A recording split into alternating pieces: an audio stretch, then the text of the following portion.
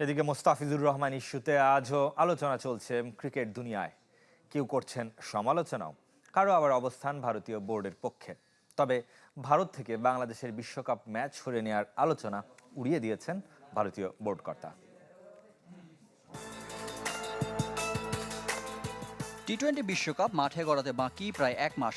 তবে এর মাঝে অনিশ্চয়তার কালো মেঘ হয়ে এসেছে আইপিএল থেকে মোস্তাফিজুর রহমানকে বাদ দেওয়ার হটকারী সিদ্ধান্ত।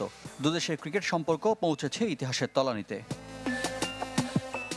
7 ফেব্রুয়ারি শুরু হতে যাওয়া আসরে বাংলাদেশের ভারত যাত্রা অনেকটাই অনিশ্চিত। বিসিবি পক্ষ থেকে আনুষ্ঠানিক আবেদন পৌঁছে গেছে আইসিসির কাছে। তবে শেষ মুহূর্তে এমন চাওয়া অমূলক দাবি বিসিসিআইয়ের। কারো খামখেয়ালিপনার বসে হুট করে ম্যাচ বদলে দেওয়া যায় না। প্রতিপক্ষ দলগুলোর কথা ভাবুন, তাদের বিমান টিকিট, হোটেল সবই বুক করা। প্রতিদিনই 3টি করে ম্যাচ রয়েছে, যার অর্থ একটি ম্যাচ হবে শ্রীলঙ্কায়। সেখানে সম্প্রচার টিমও রয়েছে, ফলে বিষয়টা বলা যত সহজ, করা ততটা নয়। ভারতের দ্বিচারিতায় অবাক সাবেক পাকিস্তানি ক্রিকেটার রশিদ লতিফ, যার চিন্তায় বাংলাদেশি ক্রিকেটারদের নিরাপত্তা। বিসিসিআই নির্দেশে কলকাতা নাইট রাইডার্স তাদের আইপিএল দল থেকে বাংলাদেশের পেসার মোস্তাফিজুর রহমানকে ছেড়ে দিয়েছে। অবাক করার বিষয় হচ্ছে, ভারত শেখ হাসিনাকে জায়গা দিতে পারে, কিন্তু মোস্তাফিজকে আইপিএল খেলার অনুমতি দিতে পারে না। বাংলাদেশ হয়তো তাদের বিশ্বকাপ ম্যাচগুলো ভারতে গিয়ে খেলতে অস্বীকৃতি জানাতে পারে।